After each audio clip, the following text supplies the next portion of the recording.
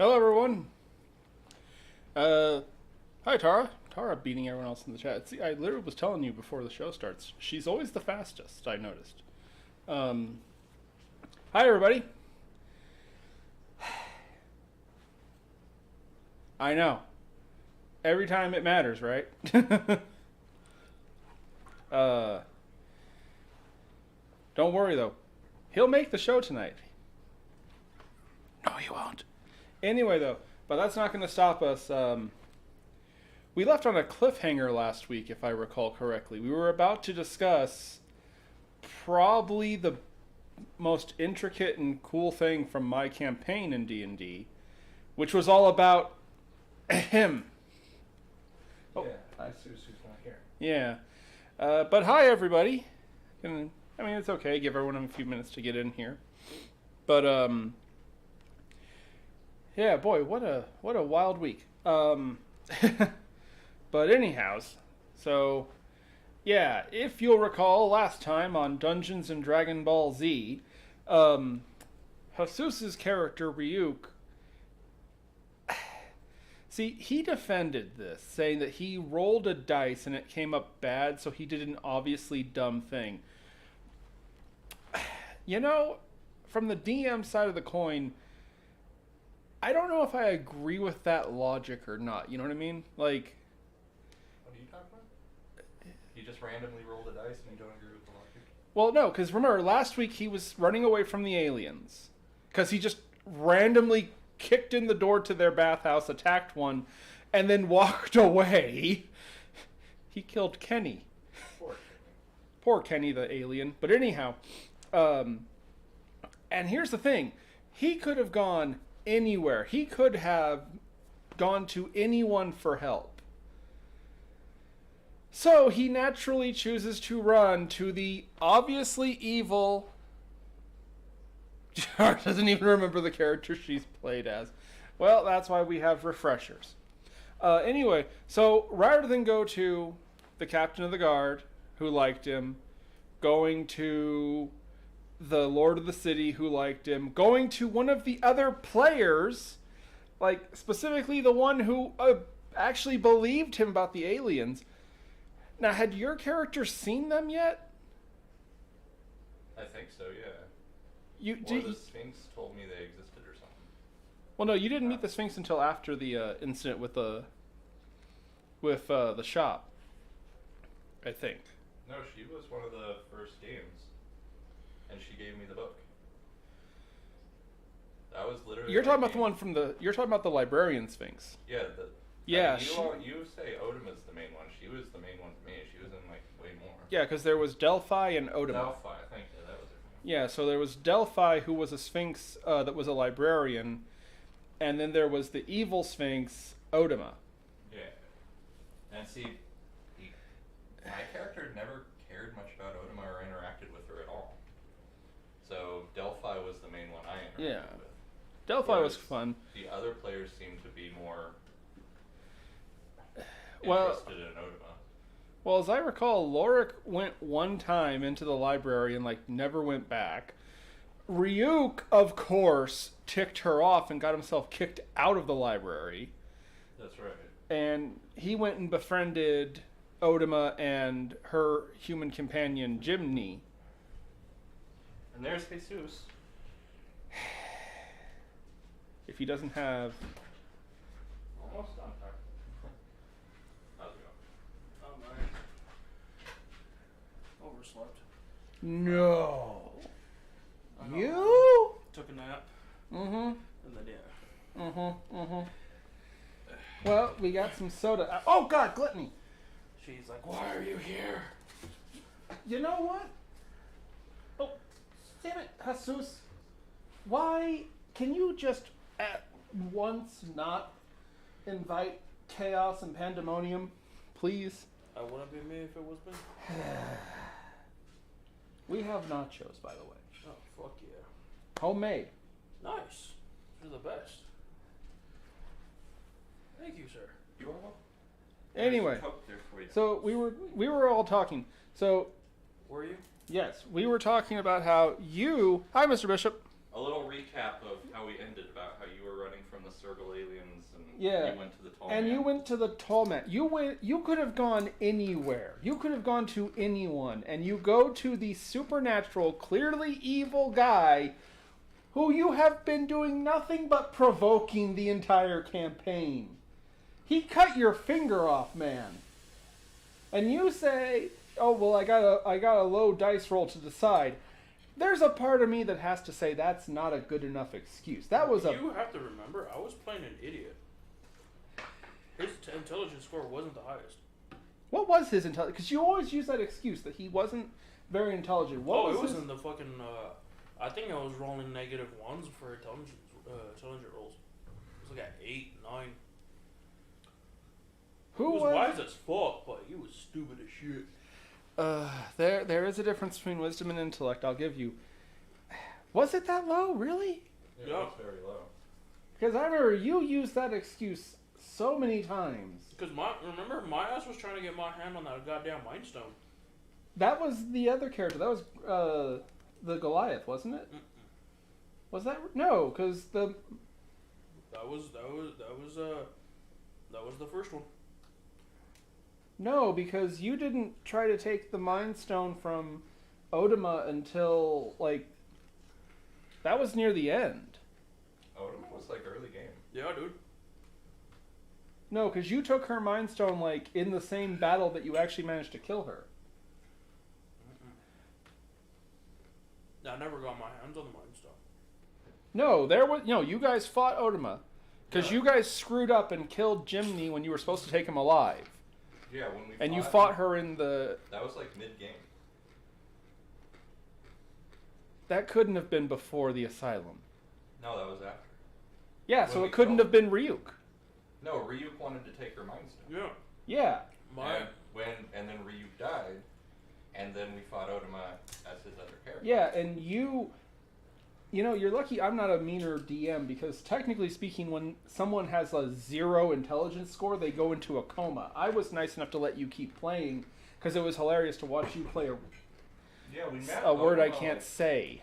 like the third or fourth game. I love how this is spiraling out of control and nobody has a clue what we're talking about. Anyway, so back to my point. Yeah. He's half awake and has nachos, so he's no use. But anyway, that's okay. So, to recap, he constantly did things that were painfully stupid and always hid behind he has a low intelligence score. And help me out here, chat. I don't feel like that's a good enough excuse for half the shit you did as Ryu. I was a prince, banished, somehow was barely able to fucking pass the fucking academy I went to. Took 7 minutes to drop F-bombs, by the way, folks. Keep track.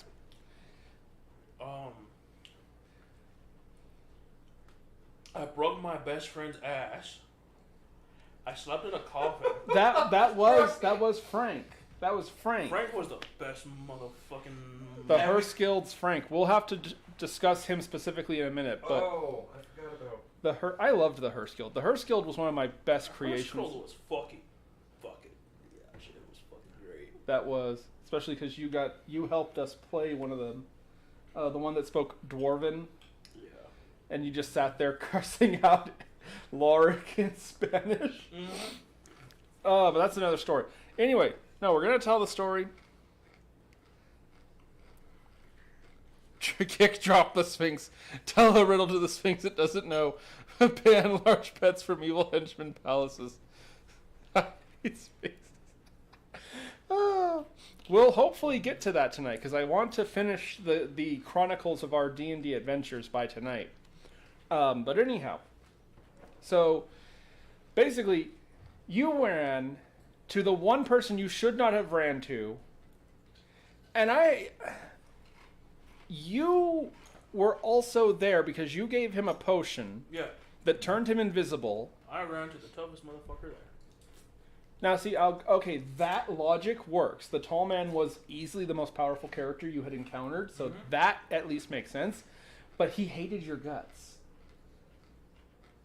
But anyway, now, I'm trying to remember, did you intentionally give him the giant potion? Because you gave him the invisibility one, but then you... I think it was because to a dice roll. Was it a dice roll? Yeah.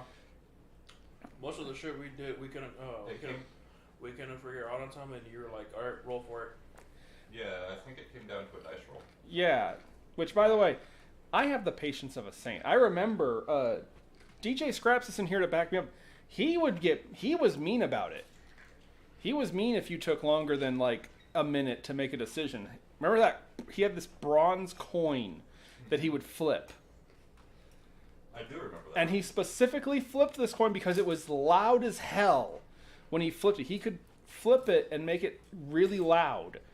And that was basically you screwed up and you took too long. Sometimes he would be nice and start counting down from 10. And that was a warning shot. But half the time he would just start flipping that coin to make decisions for you. I was at least nice about it and be like, you need to roll a dice to make a decision. Because to be fair, you are both really indecisive players. And here's the thing. I kind of want to encourage that amongst D&D players. You should think about shit. That's one of the reasons I don't like how before the pandemic, Wizards of the Coast actually had Friday night dungeon crawls where you were supposed to go to a card shop or something with a pre-made random character with the intention of just doing one game. It's like that's not fun. Like, no, you should care about your characters. I'm not saying they have to all be like a reflection of you per se, but like going in with the idea that this character will never be mentioned again. Well, like if you're going in there because like you want to know what D&D is, like yeah, go do that. Okay. And then like if you find people you want to play with, you can play that character because you already have the stats and everything. Yeah, and bring it into a full campaign. Yeah. I've never understood this disattachment that you see, especially with 5e. No, man. Most of the people that use their platform, like the streamers and whatnot, they're fucking backing away from them just because of what they've been doing lately. Yeah, 6th edition or D&D 1. We're not going to get into that because that's kind of political, and I don't want to talk about that crap. My blood pressure is already raised. Remembering the horrors of Ryuk. Oh no, it's the whole your God. whole campaign is gonna be our property and you can't say nothing about it. There's that too, which again that goes into the whole that we're not gonna open that Pandora's box and talk about that. My blood pressure is already high enough. Because I'm remembering how you two I both loved and hated you guys playing D&D. It could be hard. Well, no. I did because simultaneously both of you seemed like the only people that really cared about being in the room, and also especially more you than him, but you especially seemed like you were just trying to undermine and disrupt me at every step, and that's why the tall man 90% of the time kicked the shit out of you. I'm gonna be honest with you, I really didn't try. I was just having fun, and then half the shit scares me. Half the shit I did just undermine you and like fucked up the campaign. Like the first session. Oh God, Woodrow. Yep. Remember? Yep. Like most of the characters I've played until then were like Sean attack / casual fireball spell, but mostly just hitting and punching. I wasn't too sure how to use fucking magic. I just did. It sounds like a good idea. Let's do this. But anyway, we're getting off topic, and we're only a few minutes into this show, which is bad omens. But anyway, We're almost 17 in, and we haven't even started talking about what we're supposed to. what? Yeah, we're backtracking and mentioning stuff that was never mentioned. Okay, so he ticked off the tall man. Now, originally, the tall man was actually very patient with you, despite the fact you destroyed basically all the remnants of his life before he became the tall man. I'm sincere. Like, I had to wrestle with that one because, like, in context of the character, I could have justified him just obliterating you instantaneously. And I was like, no, I'm not going to be that DM that just has falling rocks, everyone dies, GG. He gave you a chance to work for him. And I fucked it up. You did one job, and then you immediately tried to snitch on him. And I fucked it up. You did! So he does one job for the tall man, and then proceeds immediately to run to the Lord of the City, ranting incoherently about how the tall man is this evil thing, and it's really bad and really dangerous, and blah blah blah blah blah. Excuse me. So the Lord of the City thinks he's had a mental breakdown and has him committed to an also asylum. smelled like the sewers at the time too. Yes, you literally smelled like crap. Ranting and screaming about a tall man, and now you had magic, and all this other crap. You just... Why would you do that? Mm-hmm. Yeah, but anyway, he had him committed, and so I had this idea for an interesting little game. Now, you got to understand something from my perspective. I've always felt that the DM is a very awkward position to have. I also do not have my back brace pillow, so I'm in a lot of pain, actually. Sorry. Anyway. Oh! You know, coincidentally, Choopy, that didn't help. Ow. Well, you tried. Oh. When someone says that their back hurts, hitting them in the face is not going to be a cure. Anyway. But it makes them focus on their new pain. Valid. Shut up. Anyway, now, I have to explain something here. Because a lot of people, the few people that I've told about this, they said this was maniacal of me. This was uncalled for. This was unfair. The DM has a very special relationship in context to Dungeons and Dragons. Simultaneously, it is a player playing the game, too, alongside everybody else. But he's also responsible for making sure that everyone else is having a good time at the table. To do this, you need to actually be interacting. And I'm going to be completely honest with you. At one point, we had 5 people playing this game. There were 2 who actually seemed like they were paying even remotely any attention. You are. And so... I don't know, time one of them ever paid attention was not fucking trying to kill me. I'll get to that. Or me. Yeah, no. Or I'm telling you, dude. I wouldn't be shocked if he was a serial killer.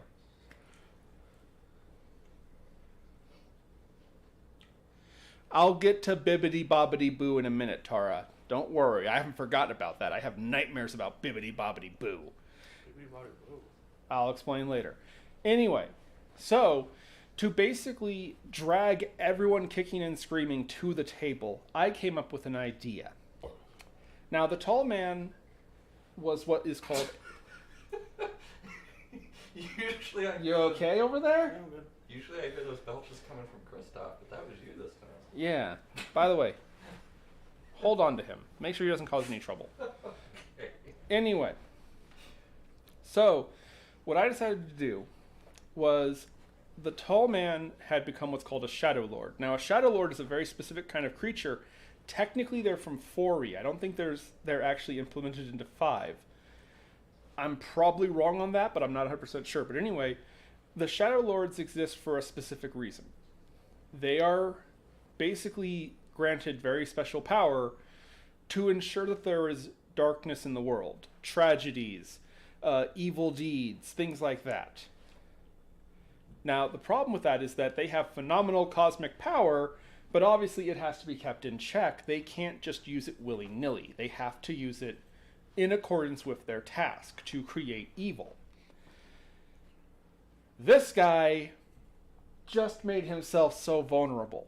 Because now he's locked in an asylum in a padded cell, literally in a padded cell. With no weapon. Nope. No armor. In a restraint jacket, after screaming about how he was going to kill you, and he was going to kill you, he was going to kill you.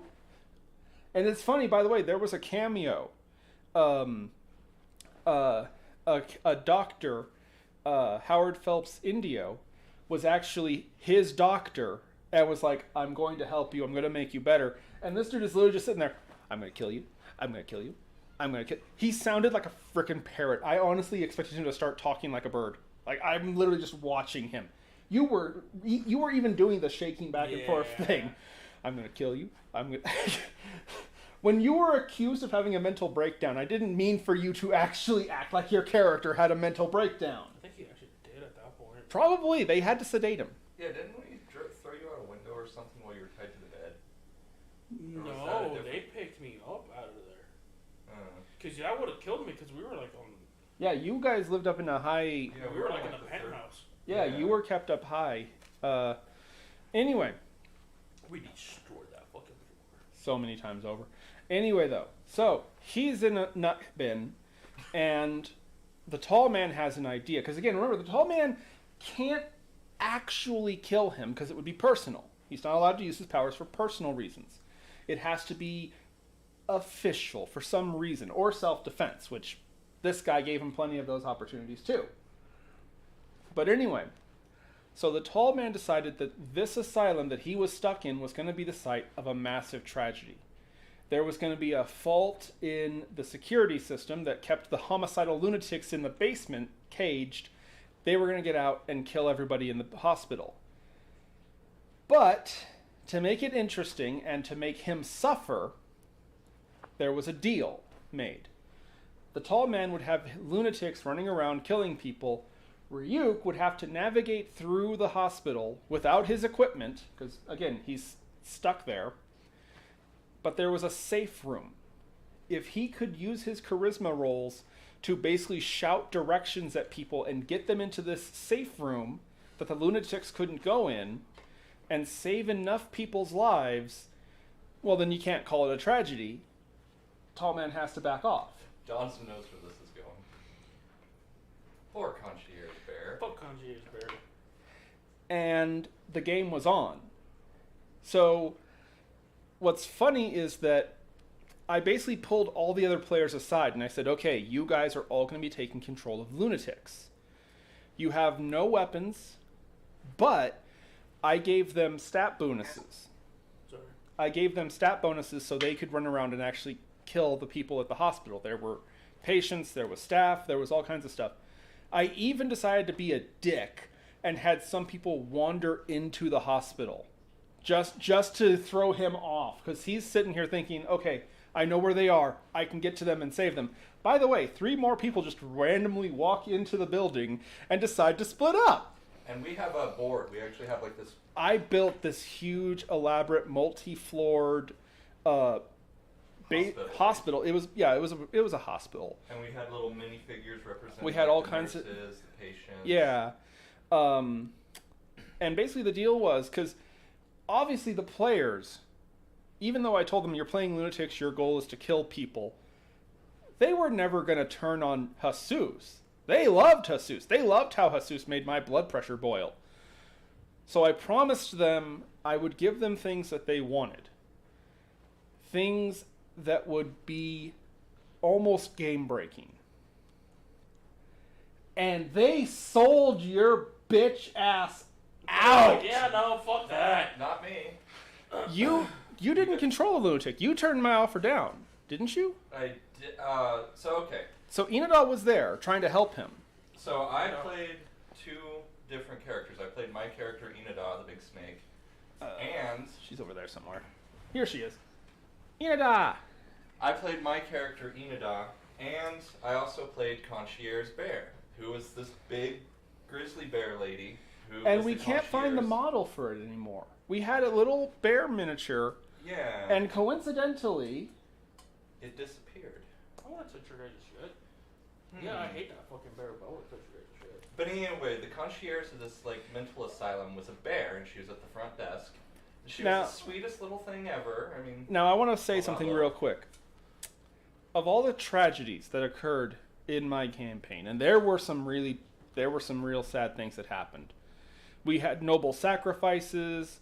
We had, villains triumphing.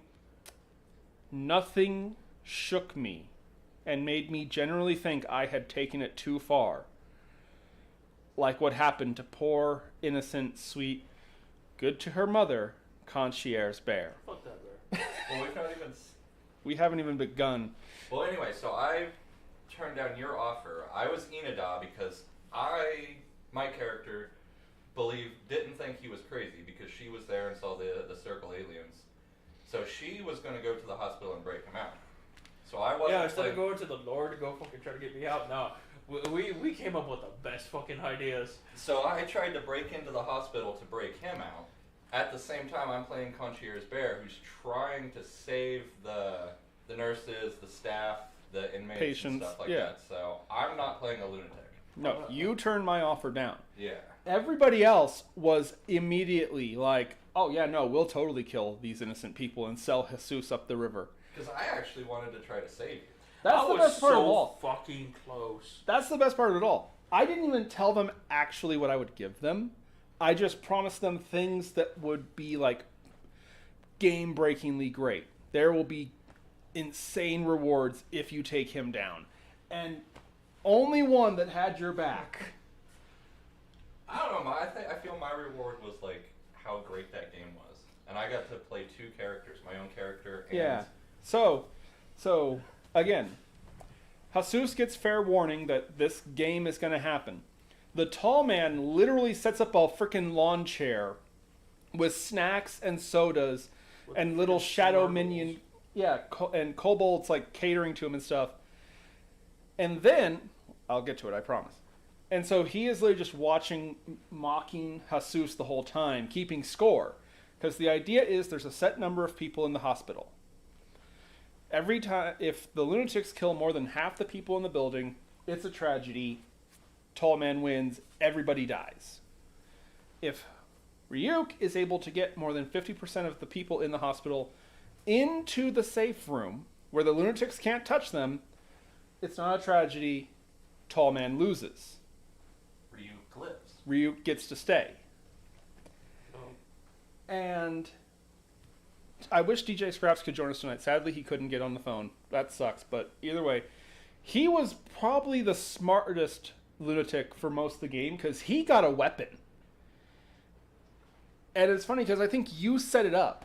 We had this little plastic sturgeon fish, and you put it on a table like The it was. kitchen. Yes. That's right. His lunatic went into the kitchen to find a weapon. Yeah, because And he found a sturgeon that was being prepared for dinner, That's right. and he just used the sturgeon to bludgeon people. I think didn't someone else find like some surgical tools too? That was I you, think wasn't that it? was Didn't you find the Scraps. knife? Probably. So, Because you did find a weapon. Because Yeah, you I was- tried to kill the lunatic that Lorik was playing, Yep. only to find out that that counted towards the death count, and the tall man just revived the lunatic. that's right. Yeah, and then I'm like, that's not fair. Of course That's it's not not. fair at all. No. Now, where, Breaking news. An evil supernatural spirit didn't fight fair. also, the building was surrounded. I'm getting that You now get- because okay. Concierge Bear. Remember, you were playing Concierge Bear, but you actually stuck to the character well. Concierge Bear was trying to help people too. Yeah, she Now was what- trying to lead people outside to safety. 'Cause What? Yeah, because what do you do when a building is compromised? You leave. You get out of the building. You go to the safe room and watch it through the cameras. No, you get out of there. So Concierge Bear led like how many people was it? Like 7 or 8. Yeah, I think it was 8. 8 people outside the building, only to realize that the tall man had called those aliens from before to surround the hospital and kill anyone that tried to leave. So Concierge Bear, true to heroic fashion, she was the last one to leave the building. She followed everyone else out. No, she let everyone else out. No. No, because she got- went she got out, the patients saw out. everyone being ripped apart by the circles, and immediately turned around and slammed the door shut. No, 'Cause she turned around and plowed through the people in a panic. I remember you got she got scared and got panicked because she saw the aliens, but I thought they got to the people first. Wasn't she the last out? She tore a bunch of people, or the aliens tore a bunch of people up, and she like ran back in, and she like stomped on somebody in her panic, and it counted like all 8 of them died. That's right. Yeah, all 8 of them died, so that was 8 points for the tall man. And she was the only one to survive. Yeah, she managed to get back inside. And I think at that point we're like close, like we're tied, because I was able to get some people into the fucking safe room. Yeah, you were doing really good. Until Meanwhile, Inada's in there. Inada is trying to help. To find you so I Yeah. can help you. yeah, Yeah. and then I think you were threatened by the tall man. Yeah, the tall man told you to stay out of stuff that didn't involve you. Yeah, and I kind of told him, no, I'm going to get Ryuk or something. And what did he do to me? Because I didn't listen to him. I mean, Inada's just going to be like, yeah, Inada wasn't. Inada didn't know what he was No, Inada didn't know how powerful he was. She never saw him do half the stuff he did. Yeah, that was mostly me. Yeah, so from her perspective, he was just a weird merchant. So she wasn't afraid of him. Yeah, and meanwhile, Scraps and Lorik, they're playing lunatics, just hacking people Yeah, up. going after everyone. And he is getting people into He the was- safe room. Yeah, no, it was real close. It was like... He might have been an idiot, but he was a charismatic. Yeah, motherfucker. no. He got And I want to say it was real close, and it was really fun playing It it. was by one. Yeah, because like Ryuk would score a bunch of points, and the tall man would get angry and take it out on one of his little minion kobolds that were like just hanging around him, and it was actually really funny. I remember there was one that was actually cheering for him, so the tall man just looks at him and snaps his fingers and literally made him rocket through the sky. I think it was the one that I saved. Because I know one of them was stuck in the sewer and I was able to get him out somehow. That might have been, but I remember there was one that was like cheering you on literally, and the tall man was like, "Shut up, you! Tall man, he's our man. If he can't do it, good!" And then he got rocketed. But anyway, no, here's the thing, and this caught me even by surprise, because again, you have Lorik's lunatic. I remember you were literally, it was a foot race. You were trying to get one more person into the safe room. And Lorik decided to, because he just had his hands, he didn't have a weapon. He literally was like, I grab onto the victim and I bite their neck. Just bite into their neck like a freaking zombie or some shit. And I'm literally like, I want to say, I pulled you aside. I was like, is that still an unarmed strike? Or does biting count as like piercing? Like, how do we work that? What? I think it was unarmed strike. Yeah, I think I had it ruled out as an unarmed strike. But he literally, right before your turn, he bit this one patient on the neck and was able to actually kill them. And so more than 50% died and you lost. You skipped a bunch of people dying. Oh, there are people all over the place getting killed. Scraps bludgeoned a bunch of people with the fish. You skipped Concierge Bear. Oh, that's right. So Concierge Bear, after I went back in as Concierge Bear, I found a few more people. Mm-hmm. And I'm going to lead them to the safe room because it's like, well, we can't go outside. Let's get to the safe room because I'm trying to help you. Yeah. And I don't remember what players were there. Did you see it and did Inada see Yeah, it? because that's why I hate the fucking Concierge Bear. And I That think it's just a goddamn fucking ungodly monstrosity. Killed the fucking patients that were there, and I just lost my shit and went after her. You were seeing it through the window, like, what the fuck? So, in case you couldn't tell, one of my favorite movies is The Thing. And I don't know where I got this inspiration or why it occurred to me, but I had this great idea. Okay, so Concierge Bear had run outside and been exposed to the Surgles. The Surgles come from a place called the Far Realm, which is basically Lovecraftian territory. And so I had this great idea, because all through the game, the tall man is, basically pulling unfair shit. And I'm like, okay, so what this round should the tall man do to just be a complete bastard? You found a chart of wild magic. Mm-hmm. Roll some shit on there. Mm-hmm. And then I had to fucking be like, what the fuck? I hate you, you fucking The Concierge Bear just explodes into the Thing, basically. yeah, this If you've guts and tentacles. remember the dog from the Thing, that but a bear. Yeah, I remember you described it. She's running down the hallway with everybody, and then suddenly she stops. She feels sick. She pauses a minute, and then just, Yeah, and she's just this big. clawed veins burst out of her body, and her skin peels back, revealing the bone, and she just starts ripping everyone to shreds. And I remember you were just sitting there watching, like, Yeah, and she like was leading 4 or 5 more people, and she just instantly took them. Got all them out. all. Yeah, and he's outside going, yay! And I'm like, you dick. He was, if I recall correctly, he was literally just sitting in the lawn chair eating popcorn. I love this movie! Poor Concierge Bear. Fuck country. Everybody else at the table is like, no, Concierge Bear! And then you kill Concierge Bear, and that counts as a death, and you were like, no, come on! That wasn't even a human anymore. She was never a human, she was a bear! But anyway, that happened, and then Lorik got the bite, right? Yeah, and then Lorik just... I really thought you had it, too, because you had one more person still following you. Lorik grabbed a hold of another person, and we were all like, there's no way he's going to be able to kill this person with just unarmed striking. And he just butts out, I bite them on the neck. I bite their neck. And I'm like... And he does what he usually does. He rolls a fucking net 20.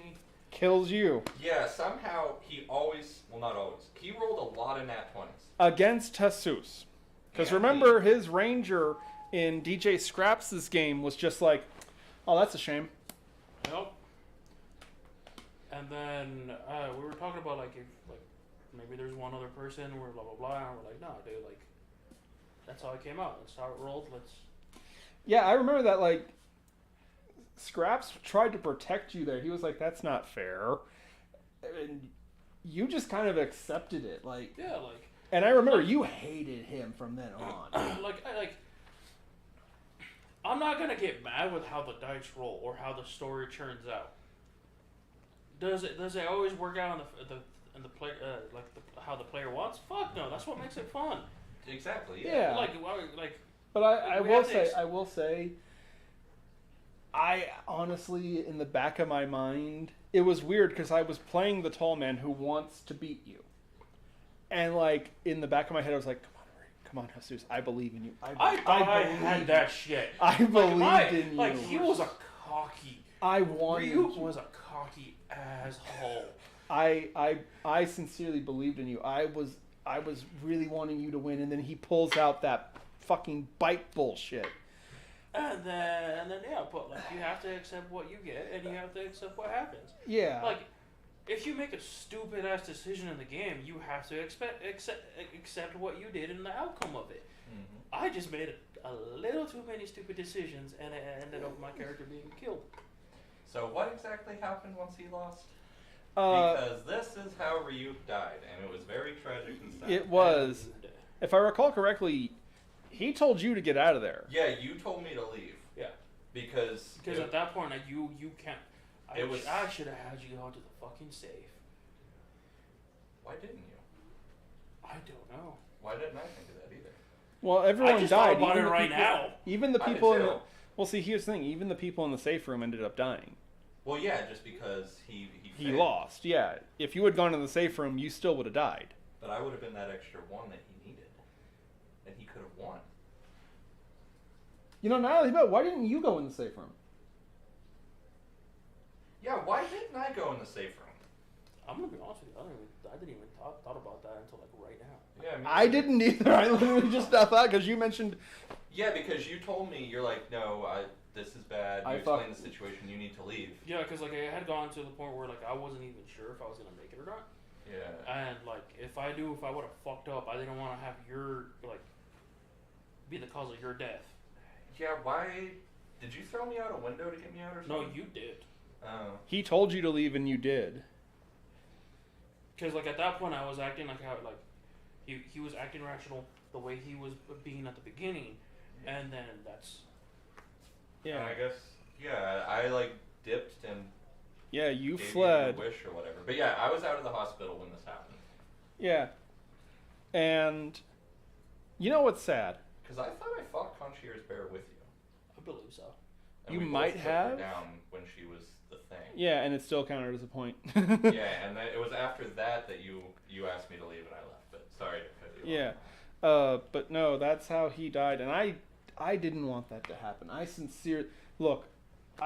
Yes, you made me want to pull my hair out so many times. But that character was so much fun though.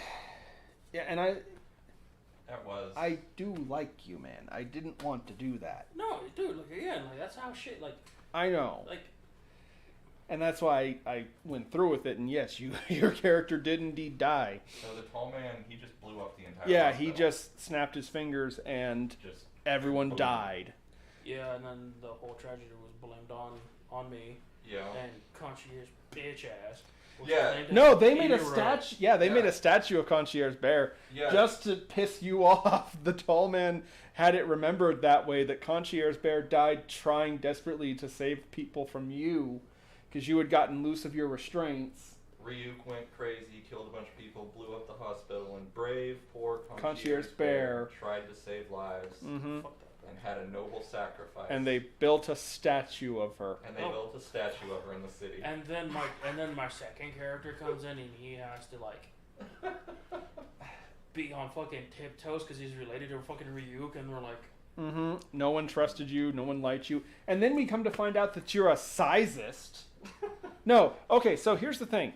They had done a dungeon where they had to fight this big mechanical dragon. And this guy, for some reason, I still don't understand what you were thinking.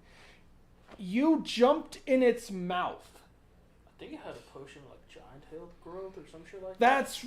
Yes, you had a potion. Your plan was to jump inside this big metal monster 'Cause I had dragon. drunk the potion and to jump inside. Because like when you take a potion, unless it's a healing potion, it doesn't activate like that. Yeah, it has a Like every slow other reaction. potion takes a minute to kick in. Mm-hmm. And so the plan was to just grow in its mouth and just like Break it. yeah. Because it was a machine. It wasn't a dragon. Unfortunately, you didn't do so well on that strength roll against it, and it just closed its mouth on you. And didn't it sever your spine? It paralyzed you. You couldn't use your legs. Severed my leg. I lost my legs. Now, what was your other character's name again? Yeah. What Grim. was Grim? Was that Grim? Graham. Yeah, that was grim. So Grim lost his ability to walk. His legs. I want to say it was your spine, not your No, actual. it was you- I lost the legs they were gone physically Yeah. from your body. Okay. because then they got like they grew they. So they okay, grew so I'll back. explain. This is So- Doctrina.t.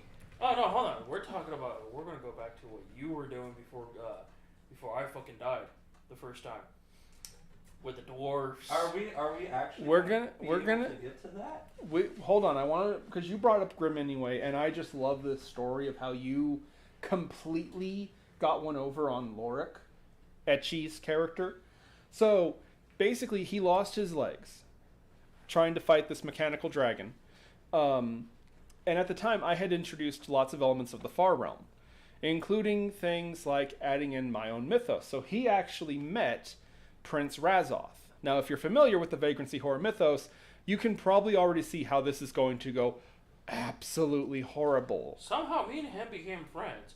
Well, he likes everybody. Yeah, and then like Grim was like one of the friendliest creatures, depending on what your size was.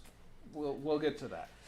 So and I was also flirting with I forgot who I was flirting with, but she was like an Eldris. Who fucking did? God. Oh, Entropy. Yeah. Entropy. Yes, that's right. Entropy. Everyone else is like, oh shit. I remember that too because Scraps was like, oh, you're named after Entropy, and she's literally like, you mortals named something after me? And everyone else is like shitting bricks at this point, and you're just like, I don't know what that means. And I'm like, but how you doing? That didn't go well for you. She almost ate you. Yeah. By the way, real quick, do not flirt with eldritch great old one beings, even their small mortal-looking avatars. Don't do that.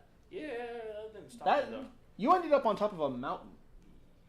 Again, it still didn't stop me. No, it did completely not. Worth it. Yeah, that was true. You actually flirted with Entropy itself. And somehow it worked.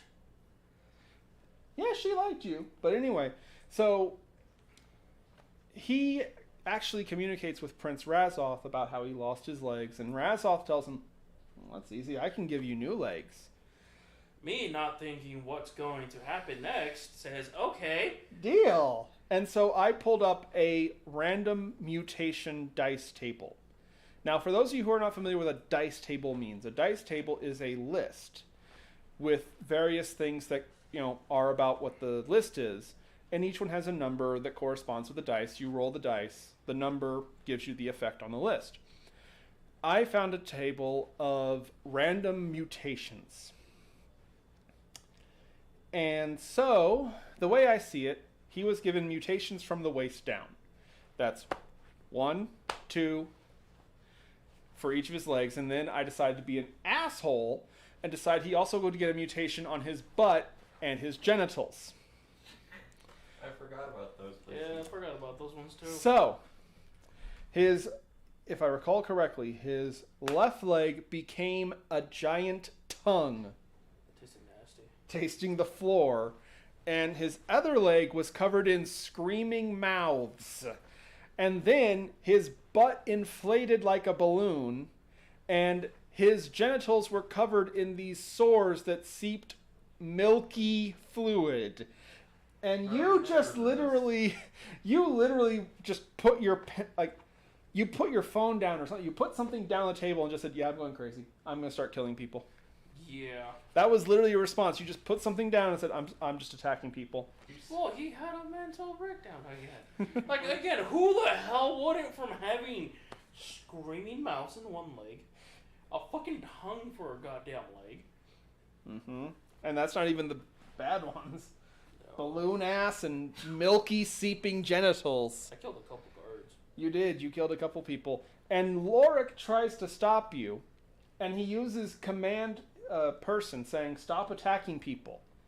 And then you just keep attacking people. Yeah, because I succeeded, and then I look at him and I think I said, "Tiny people don't tell me what to do." Yeah, and Tiny you bit. reveal to everyone, me included, that Grimm was a sizist. He was prejudiced against people that are shorter than him. He was a Goliath, Yeah. meaning he was 12 feet fucking tall. Yeah. So in other words, Etchi's power, where he specifically commanded Grimm to stop attacking people. Didn't I kick him with the tongue? Yes, you did. That was worth it. You attacked him. And I knew exactly what you were doing. You were going to kill him. No, I would never. The town guards, yes. The innocent bystanders, probably. Our necromancer homie that we made, most definitely. But anyway, so No one knew about that one. unfortunately, a bunch of guards did eventually overwhelm him and kill him. And I think my body turned back to normal afterwards. Yeah, just add insult to injury, you turn back to normal. Man, I caused so much damage to that poor fucking city. Yeah. Like, I saved it as much as I fucking heard it. Them guards had to have fucking therapy insurance. Probably. Yeah, But- it took like 24 to swarm you and fucking Yeah. stab you to death. But anyway, now, yeah, he had bad luck with characters just doing stupid shit. But Not my last one. Last one was pretty good though. oh, the lion dude. Yeah, I forgot what I named him. My favorite part was like we finally found one of the big bad guys, and I forgot which one of us had a potion for the Shadow Realm. Oh, Yeah, Baxter Ward. Yeah, And we had to get him to drink it. yeah, and then You erased him from time because he drank. You forced him to drink the Nevermore wine. we were losing that fight Horribly. That town was being destroyed. We were all low health. Most of the people were getting turned into like plant zombies. And like I somehow tackled the dude onto the ground, and I was holding his mouth open. Mm-hmm. You didn't even bother pouring the potion in. You just shoved No. the bottle into Was it his you? mouth. No, that was Scraps. You wrapped yourselves around. You wrapped yourself around us, so that way he couldn't move his arms and stuff. Yeah. And then Scrap came out of nowhere and shoved the bottle in his mouth. And then he's like, "Rrrr." And then, like how you do when a dog doesn't want to take medicine, you grab their throat and go, Mm-hmm. And I made sure to say, I gently do this. And he drank it, and then, like, it just set everything back. Yep. So I gave them. Because at some point, like he had access to a submarine with nuclear missiles on it. Yeah, he was gonna get the Leviathan, the other STD. Yeah, from Leeds, which we've skipped over Leeds. I'll get to that. So, real quick, basically the tall man gave Enidal the Nevermore potion, the Nevermore wine. It was this potion that if you drink it, it was poison. It would make you never have existed. Now, technically, it's part of the process of becoming a Shadow Lord. That's why no one could remember the tall man's name. He was Mognir the Never Living. Nobody could remember that because technically there was no Mognir. And that was actually a running joke I would play with you guys, because you would ask him his name and he would always respond, "If you don't remember the first time, I'm not going to tell you again." Nobody caught on. No, it's the washing machine. Oh. Nobody caught on to that, but yeah. And you had the brilliant idea of using it on Baxter. So Baxter never existed. Now, for context, Baxter Ward was a warlock who had made a pact with Belial, the archdevil of greed. And he basically had been running this big bank in the city where he was making everyone sign loans and contracts, but he had the contracts have these little hidden clause where people were basically selling their souls to him. And the idea was he was selling people's souls to Belial to extend his own life because he actually had cancer and was dying. Yeah. And the idea was he would eventually sell enough souls that he would become a devil under Belial. But you guys forced him to drink the Nevermore wine, so he never existed. Because like at one point we were like going around the town and like we realized there were like new real estate buildings like all over. He owned everything in that town. And then I think it was either Etchy. It was Lorik. Lorik actually ended up signing a contract with him. Yeah, and then one of us found out that we decided to go through the contract, and that's when we found the seal. So we broke into his main office. Some of us did. One of us, I think that's when I was still Grim, so... Yeah, because you guys ended up trying to fight him, and he had his devil minions protect him. Yeah, and then we had to go back to the first city we were part of that we... it was the first city, because we went to the forest first, and then we went down to the Brine Deep. Yeah. There were a few different towns, but anyway... Yeah, Ryuk was a hero in one of them. Yep. Still is. Yep, they didn't know about the other things that he did. But anyway, and so yeah, that's how they beat Baxter, actually. And just, he never existed. All his contracts were null. Everything was fine. And Boldhelm was actually better off without him. And then we're all like, what are we doing on the floor? Yeah, literally. Why am I constricting you? What's going on? Where are we? Yeah. Literally, it's just... He never existed now, so we're just like... We don't. Why are you? Yeah, why were you guys out there in the middle of the freaking forest? Yeah, and then like all the damage that he did with like the ship and everything was undone. Yeah, so like the tribe that I was part of, like that me, Grim, and Ryuk were part of, like grew up in like it was back to normal. Yep. Yeah, everything. It was like he never existed. Yeah. I mean, Ryuk was still dead because Baxter had nothing to do with that. Yeah, but same with Grim. Yeah, Grim ended up still dying, but yeah, no, that was the Nevermore wine. That was really cool. Now we mentioned something earlier, and I promised I would touch back on it. The Hearse Guild. The Hearse Guild was one of my favorite creations. So this was something I originally had made to just be a one-off thing. If we ever make a campaign again, I'm gonna my next character is gonna be from the Hearse Guild.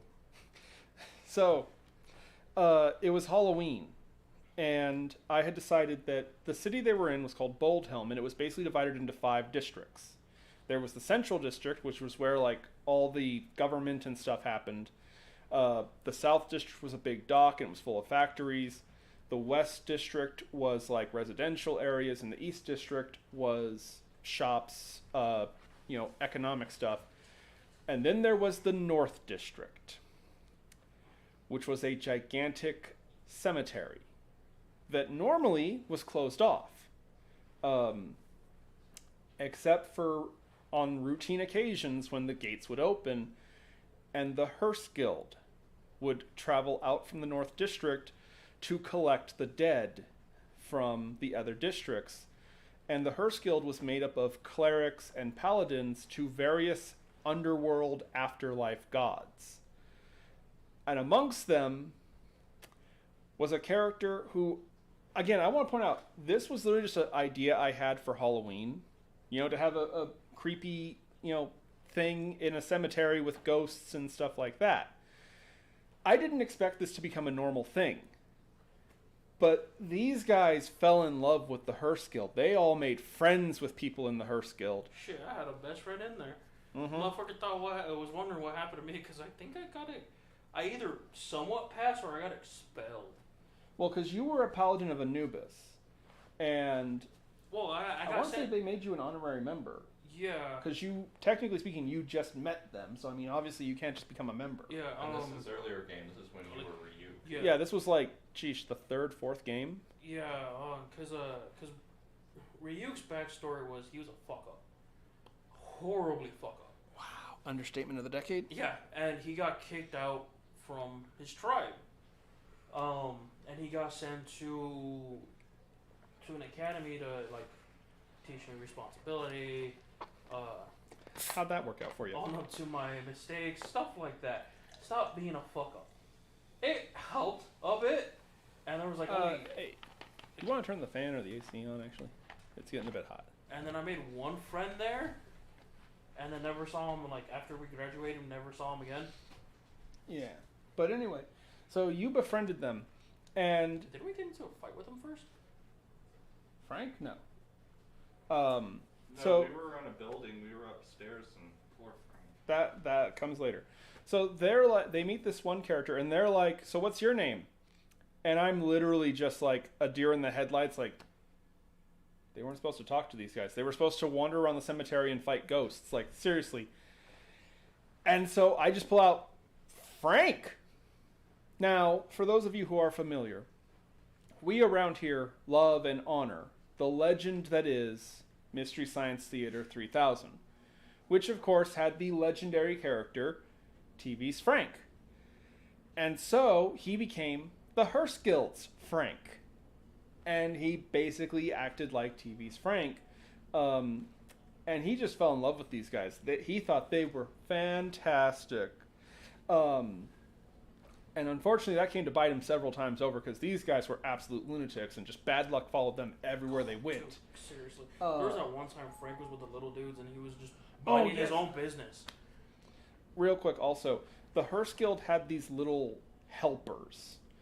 They were kind of like these little fairies, but they looked like balls of soot, like from, what is it, Spirited Away, I think it was? Yeah. Oh, yeah. Yeah, they were like the little soot demon things. Yeah, but With they had these top big hats. baller hats on, and they would always talk in like this babble language, but they could say a few words. And one of the things that they could say to people was, "How do?" And so that was something they would always do. They would always greet them by, "How do?" And this a-hole I tried stealing one of their hats. tried to steal one of their hats, pissed them all off, and they actually kicked the crap out of you. Yeah, they did. They took offense to that. Frank had to call them off, if I'm not mistaken. Yeah, he did. Frank had to call him off because he stole one of their hats. And then you teach them curse words. Yup. What is it you taught them? Hija de la pinche madre. A bunch of fucking Spanish words. I remember distinctly the big one you taught them was fuck your couch. Yeah. And they had no idea the context. They just thought that it was a funny thing to say. And so, yep, they ran around from there on saying, "How do? Fuck your couch." Yeah, the leader of the Hearst Guild hated me. Oh, yes. They were the other members were very sore with you in particular. Yeah, Frank liked you. Yeah. It came back to bite him in the ass. Yeah, so several games later, we introduced a villain named Azon. Azon was a half-elf. The other half was a phoenix. He was created kind of in a laboratory by another villain named Grandmaster Craven. He was a high wizard who loved to dabble in experiments and shit. But anyway, Azon was a loose cannon. He was Azon the arsonist. He resented everything because he felt he didn't belong in the world. He had no purpose, and he knew he could control fire. So, screw it. He would burn everything down. because he didn't have a place in the world, so he would burn out one. And these guys actually managed to beat him pretty early on in the campaign. I don't remember how, though. You just fought him. what Inada had the great idea to take his head off. For some reason, Inada had a thing with that. Okay, so I know we were fighting him in a burning building. we found It out, wasn't burning originally. We found out where he was, and the king sent us to go arrest him, get him, capture him, kill him, whatever we had to do to stop him. And Inada was talking with the guards, and one of the guards says... Corvo, the captain of the guard, Corvo. That's right, Corvo. Mm-hmm. Okay, yeah, it was Corvo. And he said something along the lines of, I want his head on a pike.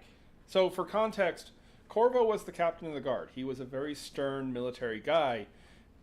His alignment was technically lawful evil because he was super disciplined, super military. And basically the problem was Azon had kind of taken a habit of killing innocent people with his fire, including several city guards. He was essentially a cop killer. Yeah. And so the captain of the guards was like, I want his head kill on him. a pike. Kill him. He doesn't deserve to go to trial or anything like that. He's not going to be reasoned with. He's an abomination. He shouldn't exist in the first fucking place. Bring me his head on a pike. And Inada liked Corvo, so Inada's like, I promise I will bring his head. And there was something about he wanted his head on a pike in the middle of the city, or something like that. But anyway, we go and we all fight Azon, and I don't remember who actually brings him down to his knees. It was either me or you. It wasn't you, because you because you guys beat him. Yeah, I want to say you actually beat him, had him on his knees. You were going to arrest him. Yeah. Inada was like, no, I said I would bring his head. I promised a head. Yeah, and then I think me and you got into an argument. Yeah. Yeah, because I just come up behind him and just cut his head off. Yeah. Azon the rat bastard. Azon the weak to dispel magic. Azon the de-heated. Hold on. He comes back Oh, yeah, no, so... with a vengeance. So you took his head off. This is one of the earlier games, maybe like 6 or 7 or so. Yeah. And our friendship was starting to build. Yeah. And you're going to arrest him, and I just come up and just like, behead. Yeah. Just like, what the Anakin. Everyone else is like mortified and freaked out because, what the hell, Inada? Casually, she's like, I said I would bring his head on a pike. And then I think I'm like, alright, it's nothing we can do now. Yeah. So you put his head on a pike. And also on top of it, we took out Azon. Yeah. Settled the problem. So we leave the building, and like that's when it finished collapsing. Because it was on fire due to the fight. Yeah. So I think the fire department or something, someone shows up and they see us, and the city's still learning about us as the defenders. Mm-hmm. So then they just see. Inada just holds up his head to one of the They guards. see a Yuan-Ti. A 12-foot long snake with arms, basically. Yeah, pretty much, and they're just like. Yeah, And then they're like, what the fuck? And then I think. I want to say one of the guards just started screaming in horror. Yep. So then we just start parading his head all the way. we got him. We took him out. No, we parading his head. There was a way just to get directly to the castle, but we decided To take the scenic the route. scenic route there. I want to point And- something out real quick, too, by the way. A lot of people knew there was an arsonist running around the city causing havoc. Most people didn't know who he was or what he looked like. So from the population's perspective, Inada is literally just parading around a head saying, I killed him. Yeah. With No idea who this head is. with the and these were supposed to be the heroes of the city, with the leader of the city next to the heroes next to him, the giant snake just going, we got him. Everyone's like, got who? The Yeah. arsonist. We took him out. Here's his head. But anyway, now, here's the thing, though. Even though he was a criminal, even though he was a threat, even though he was dangerous, the Hearst Guild claimed that judgment is not their department. Their job is to tend to the dead and give everyone burials. Yep. That's right. So you went to help with that because you wanted to join the Hearst Guild. So you were helping Frank prepare the body. And Frank mentions how the body's not even cold yet, but that's a good thing. That means we can get it done faster. Do me a favor, Ryuk. Put his head back on his shoulders. I'll stitch it together so he can be presentable when we bury him. Now, survey to the people in the chat. I mentioned Azon is a half-elf. What did I say was the other half? Half? Phoenix. Which means, like a phoenix, after a certain amount of time, once his body has healed, he revives in a burst of fire. And here's the funny part, too. So, Ryuk is putting the head back to the body. I don't think You didn't even realize it at the time. You didn't. No, and on top of that, I think I was still.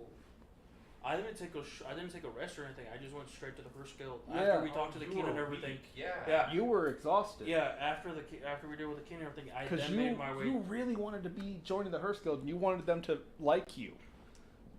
And then made my way. And back. so, They were my people. yeah, and so, freaking, you have the head back on the shoulders, and Frank is like, "Do you smell something cooking?" And that's when you realize, I saw your face just like, "Oh no." Yeah, I'm like, oh fuck, I forgot. Forgot. Once you have the whole body together, true resurrection can occur. So you, to be fair, you made the wise decision to jump and tackle Frank out of the blast radius. Yeah. Azon rises from the dead in a pillar of fire and is literally like, "What the hell happened? Did you kill me?" No. I remember he was like, "Did you kill me?" I think I said yes. Oh, you motherfucker. So he starts preparing a massive fireball, and you shove Frank out of the room and like, "Just run, let him be there. We're in a stone building, it can't burn." Yeah. It burned. It burned. So you guys are trying to make your way down the stairs, and the stairs. unfortunately Frank did not get a good dice roll, and he starts falling down the stairs. And so in cruel fashion, I'm like, "Jesus, Frank is going to tumble down the stairs. These are stone stairs. These will break a man's neck." I think I tried to catch him. Yes, you did, and you failed, so you ended up just diving underneath him. His overweight fat ass just landed on your head. I think I went unconscious too. He knocked your ass out and ended up breaking his tailbone. He literally broke his ass. Yeah. Says right here, fractured ass. And from that moment on, we all called him Fractured Ass Frank. Mm-hmm. And Fortunately, you hated us for calling him that all the time. mm-hmm. You know, just walk up, "Hi, Fractured Ass Frank. How are you?" I'm still recovering, actually.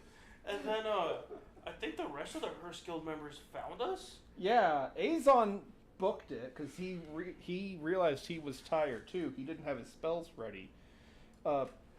Resurrecting yourself from the dead takes a lot out of you, to be fair. Yeah. So he actually booked it and ran away. Frank was in the hospital. Frank did end up in a hospital. Dude, his hospital bills were out. Uh-huh. He was horribly in debt. Yeah, because what's his fucking name to own the hospital? Baxter was still around at the time, and yeah, No, that's when we started investigating everything. Mm-hmm, because he had this huge medical bill and was like, "What the hell is this shit?" Yeah, we gave it to our neighborhood. No, that was the And one. she also got a big medical bill too. Yeah. or something. He did. Yeah, he went there. I don't know why the hell he went there. Like I offered to heal him too. I think. Yeah, I think he did. I think he didn't trust you. Yeah. You, the player. Yeah. But anyway, so Fractured Ass It's Frank became reasonable. a thing. Fractured Ass Frank became a thing. Azon escaped. But I hold on. I want to give credit where credit's due. You saved his life. You, Twice. yes, twice over, because you got him away from the blast when Azon resurrected, and you, although not the way you intended, you did save his life when he fell down the stairs. And then we were found by the Hearst Guild. I think they had sent one of the little dudes to The helpers. Yeah, one of the helpers to go get the rest of the party. Yep. Oh god. So I'm talking like a goddamn minion. Oh. And these people, these other players are just staring at me like, What the fuck's going Do on? we attack it?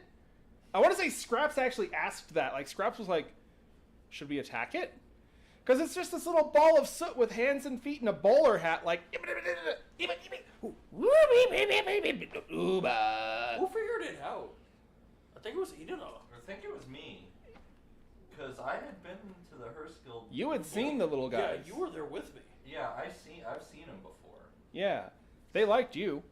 And then we made... Then They didn't like you hat thief stealer. Towards the end, I did. Then they made their way towards the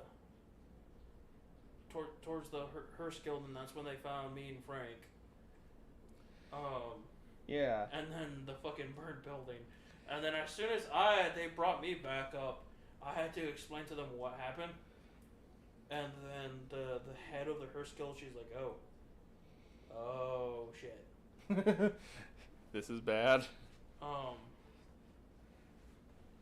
And then I think we actually did kill him at one point, killed him. Yeah, we did, because Inada, when we met him, Inada was just like, well, I'll take your head off again.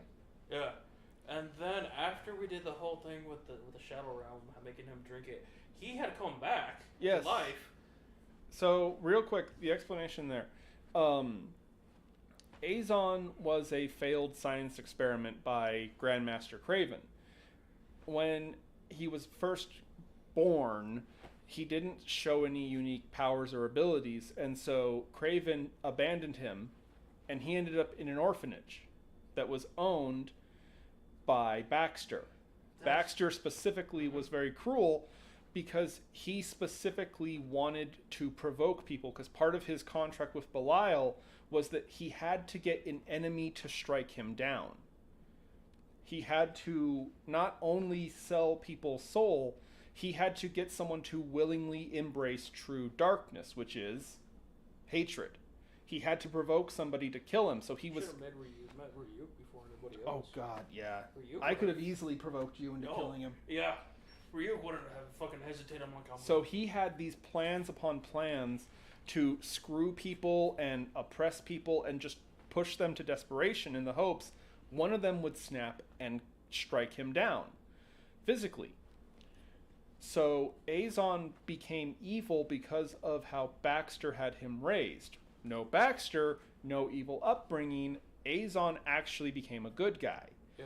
Yeah, he got to actually have a normal life. Yeah, he got a normal life. He wasn't an arsonist anymore. He still was a half-phoenix pyromancer, but he wasn't turned evil. He was actually a good in our guy. minds, he was still evil. Now, fortunately, I argued that you guys just didn't remember him. Yeah, that's right. Because the second I had him walk in the room, I saw you guys light up like, it's Azon! And I was like, Murder! I saw you pick up the dice. You were like ready to attack. This time I get to take his head. It's my turn. You got to do it twice. But our characters Didn't remember recognize any of him. that. Yeah, you didn't know he was because he wasn't evil. Wait, Yeah, did Franklin's ass kick? No, he was fine. That never happened. That's Azon right. was never evil. You never beheaded him. He never got resurrected. Frank never had to have his ass broken. And Frank did a exorcism on me at one point. I remember that. Yep. And then after that, that's when I started sleeping in the coffin. Mm-hmm. And then, the best part was, because I was like, we were doing the whole exorcism thing. They had locked me inside of a coffin. No. No, they did put you in the coffin, and they didn't realize because coffins lock when you close them. Yeah, one of them had turned me tiny, so they were holding me and I couldn't do anything, and I just tired myself out. So then when we got to the Hearst Guild, because Enidal remembered about Frank and how he was a paladin. So then they took me there, they put me inside of a coffin, they closed it, they were looking for Frank. The head of the guild comes out, and then you guys mentioned my name, and she's like, oh god, not this asshole again. And then she's like, where is he? And they're like, they put him in the coffin. And she's like, Coffins lock when you close them. Yeah, so there's no oxygen in there. And you met Baron Samedi. Yep. And you had a long conversation with him at the crossroads of life and death. That was a fun that was fun. I was so happy you brought him in there. I like Baron Samedi. And the only reason why I know about him is because of you, because you told me. Like, Oh, he's one of my favorite mythological characters. I love that guy. mine's Anubis. Anubis is cool, although to be fair, a lot of people have misconceptions about him. But back to our story. Yeah. But no, and like I said, there's lots more stories that I could tell about that campaign. Most of them about him My making favorite me ones are want to her pull with what the few dwarves. hairs. Mine are her about with the dwarves. Yeah, so we're gonna discuss that real quick. Inada. What title? Every time you murdered someone, you gave yourself another title. What were you No. called by the end of the game? I never gave myself a title after Bull fucking half an shit. What were you? Help me out here, I Jesus. don't remember. That's the problem. Doctor, Admiral, Commander. No. Yeah. You Oh, were no, a hold- doctor at one point. No, not a commander. Admiral General Dr. Inadati the Great. Yep. The great. The And Great. not one of those came after I killed somebody. So let me. Also, you skipped me trying to fix his legs. And that's how I became a doctor. That's how you got the title Doctor. You tried to fix Yeah. his legs. After you got your. Did you ever get your hands on that fucking book? Yes, Oh, and I returned it. after all the work to steal it. So they don't know what we're talking about. Yeah, because Well, my we'll character see. has We were just talking been about. completely. We've been talking about him. Now you can't run away. Now we're going to talk about Inada Dwarfbane. So her full name was Inada T. Yes. She was a Yuan-Ti. Now, The last of her kind. well, no, just Supposedly. very few. So, in D&D lore, the Yuan-Ti race are a super old species that at one point in time in most fantasy settings were this huge empire that fell, and now there's very few of them, etc., etc., etc. Now, there's these creatures called beholders Which- that, yeah. Actually, my sister made this beholder for For me. the bishop. It's a tennis ball that's painted and it's got clay on it and it's actually really cool. Sadly, it broke. Yeah, it kind of fell apart a little bit. Super glue. But it's supposed to hold a dice on top of his head. Yeah, basically they're just like a big ball with eyes and like some tentacles and they float. Sometimes they have a mouth. Sometimes they're skulls with eyes. Yeah, there's a lot of variants to them. They're really cool. But anyway, and so basically, beholders are extremely arrogant And dangerous. and very, very powerful. They're one of the nastiest creatures you can encounter in Dungeons and If I Dragons. remember correctly, each eye does something different. Yes, each eye can cast a different spell constantly, and the big center eye can literally just cast a death. Yeah. Period. They're also immune to almost all magic. Mhm. They do damage. Yep. They're It's very hard to even Oh. hurt them at all. They're usually more of a roadblock character. You're supposed to avoid them a lot of times and like find some kind of MacGuffin that's a silver bullet for them. But anyway, so Inata T started out as an egg. This one beholder bought the egg, and basically he had a rivalry with another beholder, and they kind of had this like one-upsmanship. And one of his beholder basically was like, I'm so great, I can raise this egg, and whatever comes out of this egg, I'm going to make it awesome and powerful and great and stuff. And it was a little snake person, so he named it Inada T. Now, if you're familiar, what language was it? Cherokee.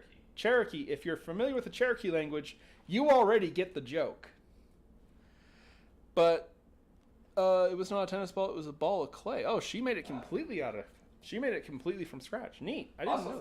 that. Thanks again for that, Tara. I actually really like it. Oh yeah, no, that's awesome. Anyway though, and so the egg hatches and it's a little snake person. Now again, if you know Cherokee, you're already snickering. Do you know Cherokee? No. Do you know what the joke is with No. Inada T? You. I didn't even realize there was a joke. Do you want to just put everyone out of their misery? If we're pronouncing it right, which I think we are, it means snake butt. Snake butt. Because this beholder's just, he don't care. He just wants to make a big warrior to show up his Rival. opponent, his rival. So he called it's her a snake butt. Snake butt. Okay. Inada T. And basically, he raised her to be sneaky because, I mean, obviously a little snake is nowhere near as powerful as a beholder. So he was like, well, we can't raise you to just be a straight fighter. He basically trained her to be a rogue. Well, fast forward a little bit, a couple of years, when she was an adult, the rival beholder realized, wait, my rival is training this little creature to be sneaky and creepy and stuff like that. He's raising her to be an assassin to kill me. And so the rival attacked your master, and your master, in a very uncharacteristically thing for a beholder, because they're usually evil creatures, he realizes that a beholder is going to destroy you instantly. And so basically, rather than let his rival kill you, he actually saved you and cast a teleportation spell on you to make you escape. Unfortunately, this left him vulnerable to the death gaze of his rival, and his rival killed him. Yeah, so my master died. Yeah. And I get randomly teleported out into the forest. Yeah. And that's where the game begins, because that's where we all kind of meet. And No. Well, we met there, but you guys were all arrested in the city for some reason. Yeah, he was in the closet. Oh, that's right. Because I showed up late. So the context for this, for how I started the game and how I had everyone meet, was the setting was supposed to be low magic, at least initially. And then you have these players who are all level 3. So they are like super unusual. Well, remember Grandmaster Craven that I mentioned, the High Wizard? He caught wind of them being so exceptional and was going to have them executed. But the Lord of Boldhelm, Lord Gales, was like, hell, you don't just arrest people and execute. What? This is highly irregular. And it was decided that they would basically be put through a test to see how dangerous they actually were. They would accompany Captain Woodrow to this manor where there were all these anomalies supposedly happening, and Woodrow would basically assess if you guys were actually threats or not. They didn't know Woodrow had been infected with this blight root thing from Scrap's game. And that's where he got the eye twitch and you laid on hands and revealed that he was undead. And yeah, because the whole idea... Didn't really know you were a danger to the city. Yeah, especially you. Because the original idea... Innocent. Bullshit. So the original idea for the first mission would be that Woodrow would stay in like the main foyer front of this manor and send them to different rooms, trying to get them alone so he could have them killed, testing them. You know. Wink, wink. And then this a-hole just is like, oh, you have an eye twitch here. Let me use divine magic healing on you. Because that makes sense, right, guys? Because I was just trying to make myself useful. I had a complex. the divine touch just exposed. I wanted to make sure like I wasn't gonna get thrown away again. Anyway, though, but Inada was very independent actually. Because here's the thing, again, it was like pulling teeth getting these people to do anything at the table. Etchy was mute and would barely, respond. Scraps was usually distracted with other shit. The cleric was distracted By the ladies. and didn't even care. Like, literally, she even said before the game started that she didn't give a crap. She was literally just there. I don't know why. Yeah, and we had to pay her to heal us, too. Yep. And you would either A, need to be the center of attention, or B, would just, not want to play. I remember that still. The day after being beheaded by an alien, you just went to an inn and literally wanted to eat pancakes for 12 hours. I was coping. It's how I cope. You suck. Inada, however, was always... You were always trying to do stuff, because this city, the idea was supposed to be there's a ton of stuff going on in the city. All they have to do is go and explore, and they'll find shit. This guy walked into not one, but 2 alien layers. Not even trying. There was a million things to find and interact with, and the only one at the table that seemed to care was giant Inada. Sphinx in the freaking library. Mm-hmm. Delphi, the Sphinx librarian. Got kicked out of there. Yes. Now, your core reason, your big motivation was you wanted to find out about your people and maybe even resurrect the Empire. Yeah, because you didn't quite know that they were evil. All you knew is that your species was like a micro minority. Yeah. Also, my character Enidon and the Beholders, they were living underground. Yeah, you had no So- knowledge of the world. All I knew was like history books, studying stuff that the Beholder, my master, had, and I knew about my people, the Great Yuan-Ti Empire, from Yeah. a few hundred years before. I'm like, well, I want to find others like me. And Yeah. And so she unfortunately made the mistake of going to the tall man for help, who explained to her that the Yuan-Ti Empire, there was one surefire way you could find anything you wanted out about the Yuan-Ti Empire. The Book of Vile Darkness. Because they were an evil empire. And the Book of Vile Darkness was like this magic encyclopedia that had all the information of everything evil ever. Now, getting your hands on one of the copies of this book is extremely difficult. It is one of the most powerful artifacts in Dungeons and Dragons. So I wasn't going to just hand it to this guy. But I did give him access to it, because again, there was this library that was overseen by this giant sphinx called Delphi. Sean, I'm sure will chime in the chat. Yes, it's a reference to the Oracle of Delphi. I hope I'm pronouncing that right. It is Delphi, wasn't it? yeah, The Oracle of Delphi. Okay, yeah, that's why she was called that's that. how I've always heard it pronounced. Yeah. And here's the thing. Delphi was completely neutral. She had no concerns for politics. She had no concerns for anything outside of her library. Because she had imprinted on the library, and within its walls, she had godlike power. There was really nothing that could threaten her or her library, and that's all she cared about. She didn't care what happens to the city. She doesn't care about any individual life. Yeah, because the library would still be there. She just cared about her library and her collection of books. I personally would argue she was not that unreasonable. You two had a knack for pissing her off, though. Etchy, for some reason, decided he just didn't like her, and he talked to her like one time and he left the library. Scraps like somehow freaking had her undying love.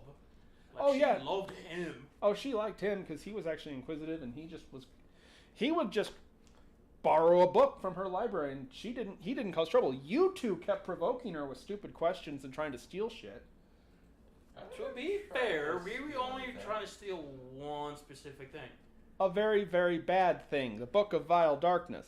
All I know Which is funny because she offered to trade it for you. So here's the context to Delphi. In Scrap's game, there was a level that had a sphinx where we had to solve a riddle. She was guarding one of the keystones to the roots of the world, blah, blah, blah. Oh, yeah. And somehow the Kitsune got the riddle right. And so Delphi gave the Kitsune one of the keystones to the roots of the world. Well, here's the problem with that. Ninako was a Kitsune, just like Kava, the villain of that campaign who was trying to destroy the world. The gods did not like Delphi giving part of the key to the roots of the world to a Kitsune, and so she was cursed. She turned into a little house cat. Flash forward centuries later. Oh, she kicked Ryuk out of the building. I'll get to that. No, There was this place. Scraps campaign. She sent me flying against That's the right. wall. She kept knocking you out because you kept getting the riddle wrong, so she kept knocking you downstairs. But anyway, flash forward between the two games, there was this place called the Alabaster Tower. This tower was made way back in the first campaign, the campaign with Scraps, Tyrios, and Mognir, and basically was an attempt by an evil king to breach the roots of the world without the keystones. So this tower was tapped into the roots of the world. Delphi, even though she was a cat, was still an immortal sphinx. She still had that power and that mind and stuff. She was just a tiny little body. She found the ruins of the Alabaster Tower and imprinted on it. Now, in D&D, a sphinx can imprint on a location, and within that location, they have godlike power. They can shift it and bend it and make it however they want. Now, I want you to picture how powerful a creature would be if they imprinted on a location that is literally connected to the source of power of the world itself. You can imagine how strong Delphi became. But she she had no ambitions beyond that. She just cared about knowledge and stuff like that. So she was content in her little tower, which she turned into a library. Though she still bore a grudge because she felt she didn't do anything wrong. Nanako answered the riddle, and she was supposed to let anyone that could answer the riddle take the keystone. Yep. The fact that she was a member of a cursed race is notwithstanding. So she always bared a grudge towards the gods, especially the god of knowledge, Ayun. Now in D&D there are these things called Ayun stones. Basically it's a physical manifestation of the goddess of knowledge's thoughts herself. They are a physical part of the god. Delphi had one ambition. There was one thing she wanted. She wanted to get revenge on the gods, specifically Ayun, by breaking an Ayun stone. Now, remember how I mentioned there were two sphinxes? There was another one named Odama. Odama had an Ayun stone, specifically one made from when Ayun had a nightmare. It was called the Mind Eater stone. And with it, she was literally able to consume the intelligence out of a person's head. Yeah, good thing I was stupid. Already, yes, you were starving the poor thing. I had specifically... I think we brought that up in game too.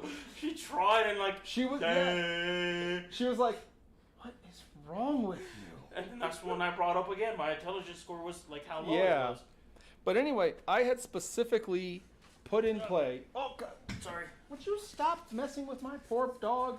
Breaky dog. She already broke her leg once.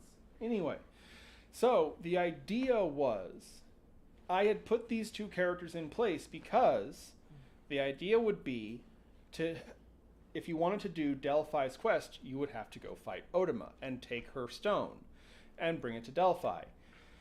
Delphi straight up, straight down tells Inada, bring me an Ayun stone, I'll give you the Book of Vile Darkness.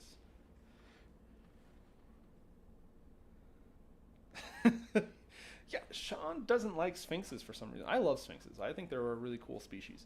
But anyway, now, I obviously am not just going to tell them this. Because again, the whole point is I want them to explore the city and find out these things on their own. We end up finding a different one, though. You did end up finding a different stone, yes. Because I realized that the odds of you guys actually containing a coherent thought for 5 minutes and walking a straight line in this game was not going to fucking happen. So I had to make a plan B. I had to make another stone that you guys could get to bring to Delphi. That did not happen, though. No. It almost did. So the first stone was owned by a jeweler. He had actually got it by gambling. He was a dwarf. He was a dwarf. Inada, being a rogue, had a great idea. She was just gonna steal the damn thing. Yeah, I was gonna break in the middle of the night, just take it. Unfortunately, she broke in when the shopkeep dwarf was there, and they had a confrontation. Well, I asked politely, can I have that? He said no. I'm like, well, how can I get it? And he's like, it's not for sale or something. Yeah, because it's reasonable. The It's funny, property. yeah. A giant fucking snake just. And I'm like, well, I need that. And he's like, no. I'm like, what do you want for it? Nothing. Nothing. Go away. And then he threatened to call the police. What happened next? No, the problem is like you're like. No, let him say it. So what? Can't see Jesus talking for. No, that's fine. That's fine. That's fine. I said it's fine. You're good. You're good. Oh, Tell the nice people on the internet what happened next. Well, I mean, he threatened to call the police because you were breaking in. He wouldn't give me the stone. And, well, Inada may have coiled him up and constricted him and turned him into crushed him and killed him, and then, well, I mean, as snakes do, ate him. Yep. So she murdered a shopkeep and then ate him to hide the body. Yep. After he threatened to call the cops on a sentient snake person. And there's only one of those in the city. So everyone would, yeah. Here's the best part, though. He didn't end up getting the goddamn stone because guess who showed up? Azon! Azon showed up to attack the building. He was planning to burn the jewelry store down to the ground anyway. Which was a random coincidence. That he I actually rolled the dice on it, too. That was sincerely random. It was Azon. Yeah, and, well, I mean, if I knew he was coming, I just could have left the body, but I slithered out of there with a massive lump in my belly. Yeah, and then we're like, the fuck happened to you? And then you just go into your room under the bed and crawl into a fucking thing until you digest the whole fucking thing. Yeah, that was a weird thing about you. You slept Yeah. under your bed. You didn't sleep on your bed. Yeah, I didn't Enid sleep on slept. the bed because some freaking dragon midget decided to upgrade. By that, he means he put wheels on it. Yep, and then I gave the bed to a person that was turned into a bear. Mm-hmm. And then I think he joined the guard at one point. Yes, he did join he the guard. became one of the. City guard. Yeah. So Enid T was forced to. So you Have a weren't able to meal. get the stone after killing and eating an innocent jewelry shopkeep. Oh, he was a So- ass. Didn't So- she go into another shop at some point? I'll get to that, I promise. No. But instead, so he failed to get the first stone. They weren't coherent enough to realize, wait a second, maybe we can get the stone from the, obvious boss fight enemy that we're supposed to go after. So what do? You try and break into the library and just steal the goddamn book. I think it was. We did There that. was You- both of us. Yeah. You helped her. Yeah. Yeah, me And and tried you to be broke a into distraction. The library to steal the book. Oh, by the way, that Sphinx hated me. Not because of, a little bit because of that character, but mostly because of his ancestor, a great ancestor, who was a massive headache to her. Mm. Yeah, Ita didn't like her. That's right. You were gonna go distract her with the stupidest question. Yep. You could. And while I snuck in through the sewer and up into the library to steal the book. Mm-hmm. So Because we already know my bloodline was able to friggin' get under her skin. Yeah, so if Greg Grandpappy was able to do it, I can do it. She stepped on you, if I'm not mistaken. Yep, and then she flicked Through me. you. Yeah, just It was either through a window or through the front door. through the front door. She threw you out the door. And then I was never allowed back in. Yep, you literally couldn't enter past And the then doorway. And then after she got fed up with you, she's like, "Wait a minute, someone else is in here." Yeah, because you had taken a potion of invisibility. Yeah, and I was sneaking around up on one of the upper levels looking for this book. Mm-hmm. You found it, I found it. and here's the funniest part of all. So she's aware that you're in there. She's looking for you. You have the book. The tall man is standing at a window waving you over. And this dumbass believed him and goes to him, falls through him like a ghost, and tumbles out the window. What floor were we on? What floor was she on? Second. High. You were high up. Yeah, but what she did to land safely was fucking awesome. Yeah, no. She opens the Book of Vile Darkness, and so the book actually saves her by having this swarm of bats fly in and catch her and cushion her fall. All the way down, she's like, I didn't agree to this. I didn't do this. I didn't do this. This was not my decision. Yeah, a lot of things she did wasn't her decision and or her doing. That was her. Yeah, sure thing. Anyway, though, but it was funny because, I don't know if you realized that the book was helping you or not or what, but you were just like, I didn't do this. I didn't agree to this. No, this was not me. I didn't say to do this. And then we left. And then you left, and, you read the book one time, Yeah, because I wanted to find out. All I cared about was your people. my people, and it had a paragraph of oh, they were an old empire. You- blah, blah, no, blah. you- I rolled it- low.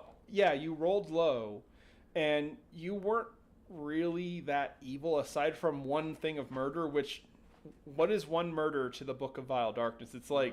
yeah, That's just like jaywalking. yeah, that's piddly little shit. But yeah, You were not worthy of it to begin with.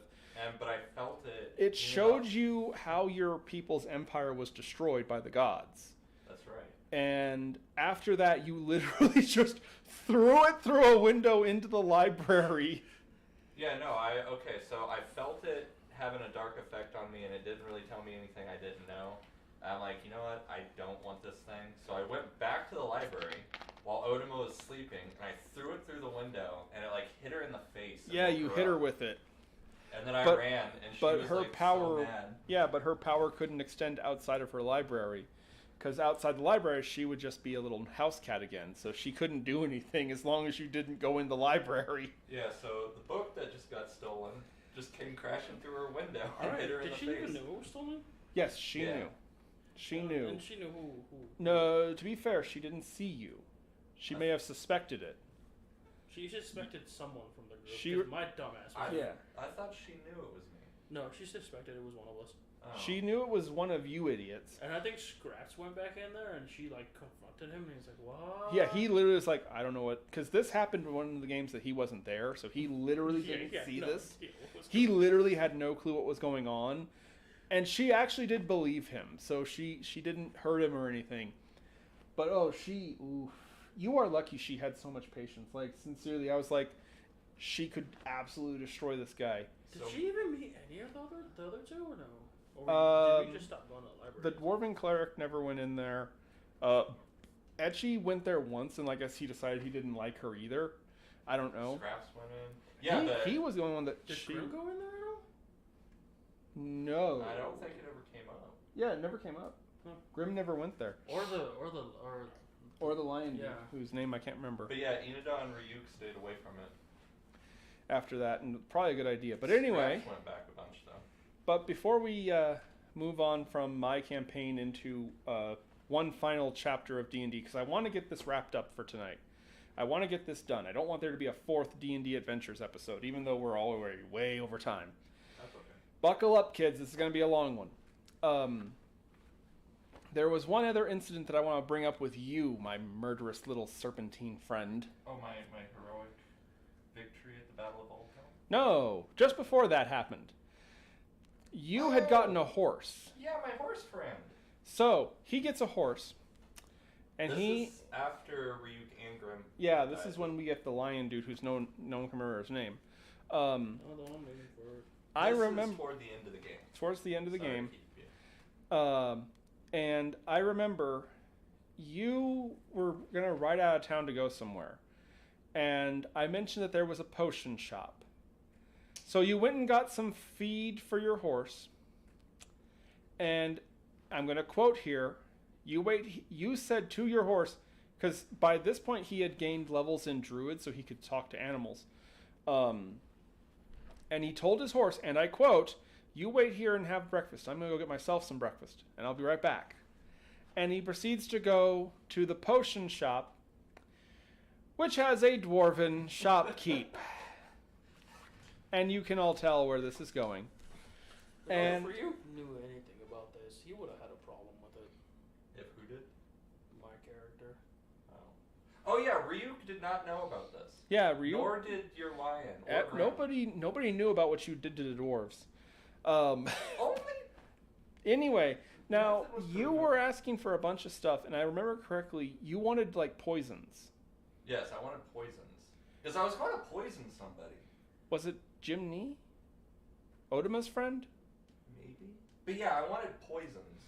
And so the dwarf realizes he's buying all these poisons. He's like, "Are you planning to assassinate someone?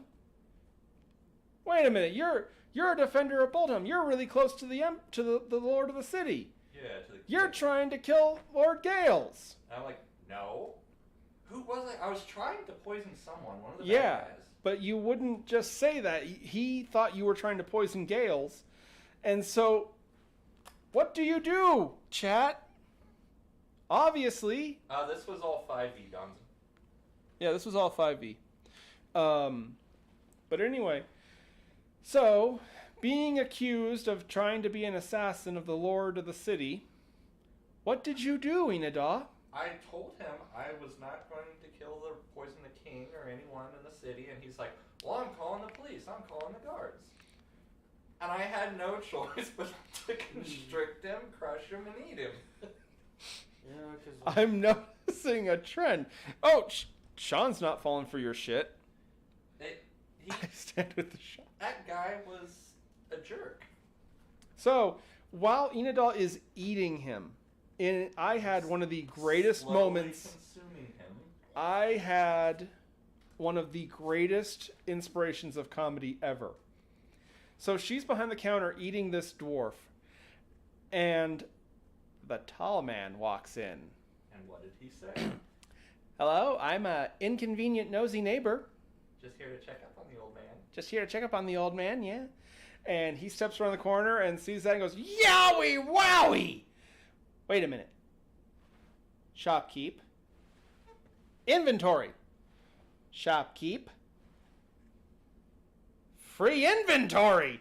And so he literally just starts stealing and stuffing all the potions in the shop into his pockets, stops, goes back over to Inada. Now remember, snitches get stitches. And then resumes stealing everything that's not nailed down. And unfortunately, Inada was a bit indisposed, so she can't do anything, as if she could stop the tall man at that point. And I did not get my potion. You didn't get anything. He literally took everything that wasn't nailed down. He took the goddamn cash register. I finally slithered out of there, a massive lump in my belly again. Mm-hmm. And these guys are asking, Why do they you... meet me both times, like, Why are you so fat? why are you fat? What did you eat? What happened? I think at one point it was either me or Scraps. In character, I'm like, did you get pregnant? Yeah, I remember that one. I'm like, Well, to answer your question, Sean, remember he was a Shadow Lord who literally his job is to ensure that evil exists in the world. Thievery is evil, so of course he takes the opportunity to commit thievery. So he stole everything from the shop. And also it was to punish Inada for murdering another shopkeep, so I couldn't let Inada just get all the stuff in there. and nobody found out. No one in the entire campaign ever put two and two together that there were dwarves going missing. Well, I think Lorik really wanted to, but that was when he was getting low rolls. Yeah, that was when... So his character had to believe me. Yeah, you were able to hide it. But anyway... And my horse even asked me when I came out with a massive lump, he's like... You're heavy. What did you eat in that potion shop? I didn't know there was food in there. You're heavy. And I told the horse, don't worry about it. Yeah. You got your food, because I stuffed a feed bag on the front of the horse with his favorite oats. Mm-hmm. Because he was picky about his oats. He was. I had to spend a lot of money. He did. But anyway, I'm amazed you didn't kill that shopkeep too. The one that sold the pet supplies. You think I'm joking? I legitimately wondered why you didn't kill him. I literally thought you were going to kill him too. He was a gnome. The two that I killed both threatened to call the police on me. You should have killed the gnome. But anyway. I had no problem with him. He was cool. So, there are so many stories that we could still tell about these two maniacal idiots. But we're going to wind the clock forward. Well, what about the last final battle? We'll tell that story another time, because I want to get through these. We're going to dial the clock forward. This was a couple of years ago. Sean was graduating from high school. So I went to Alabama. And now, you all might remember a few episodes ago, I mentioned how D&D 4th edition was controversial because a lot of people argued it was dumbed down. And 4th edition was meant to be the game that anyone could pick up and play. So, and I'm going to say something that might get me in trouble. My brother-in-law, dear JR, he loves fantasy settings. He loves fantasy stuff. But he always thought he couldn't play D&D. You know what I mean? That's a smart person thing. You know, he's just a simple southerner. He's a simple southern boy. He could never play Dungeons and Dragons. Tara could barely play it. Even she said she couldn't, you know. And basically, 4th edition was a gateway for a lot of people to at least try Dungeons and Dragons. Which I guess is a bad thing to a bunch of hyper nerds who take pride in being able to do 17 rolls with, you know, division and equations to find out if you stab somebody. 47-minute rant? His name was Key. Key, that's right. Key. Oh, God, it was Key. God damn it. Anyway, though, You give your characters the weirdest fucking... No, we're not getting sidetracked anymore. Anyway, so they pulled the plug on 4th edition, jumped to 5th edition relatively quickly, actually. It was only a few years. The problem is that a lot of people actually liked 4th edition, and it turns out that a bunch of competitive, arrogant, self-absorbed, unbathed nerds don't actually hold up very well in keeping a multi-million-dollar franchise. I know, shocking, right? Yeah. So they basically brought 4th edition back in the forms of Dungeons & Dragons Adventures, or D&D board games, like Castle Ravenloft, which is one of the greatest games, in my personal opinion, ever made. It is freaking the best parts of Dungeons & Dragons, in my personal opinion. So, as a surprise, because I'm going to Alabama, I'm going to be there for a freaking week for Sean's graduation, I brought Castle Ravenloft with me. And I remember it was funny, because when I pulled this monster box out of my suitcase and just dropped it on the table, I saw the look of fear in JR's eyes. And I there's a part of me that hopes he doesn't hear this, because I can already feel his, like, don't you tell people that. For the about support, 5e is only cool. Years in books. Yeah, I actually agree with you, Sean. 5e was kind of hyperinflated. But anyway, back to my story. And I saw this look of terror in his eyes. Like, he was afraid of this box. Tara wasn't sure about it either, but I told her, no. These D&D adventure games literally just have one dice. And everything is a simple fail or pass. There's no needing to keep track of stats or, other things. All the character stuff is on these handful of cards that you have. It is simple. And so, I actually ran them through the campaign of all the missions. But the thing is my family has always been card-carrying members of the dark side. You have a game with werewolves, Frankenstein monsters, necromancers, mad scientists. Uh-oh. What's going on here? Tara. Oracle of Tara, what do you have to say? It was not Sean's graduation. We weren't there for that. It was when y'all came out after I had Abby. No, that we played Dungeons and Dragons. No, wasn't that Sean's graduation? No. Nope, we didn't make it out for Sean's graduation. You were there for the graduation. We weren't. Because I had just had a baby. When y'all came out after I had Abby for Mom's birthday thing. Oh my God, you're right. Abby wasn't even a month old. She was 2 or 3 weeks old.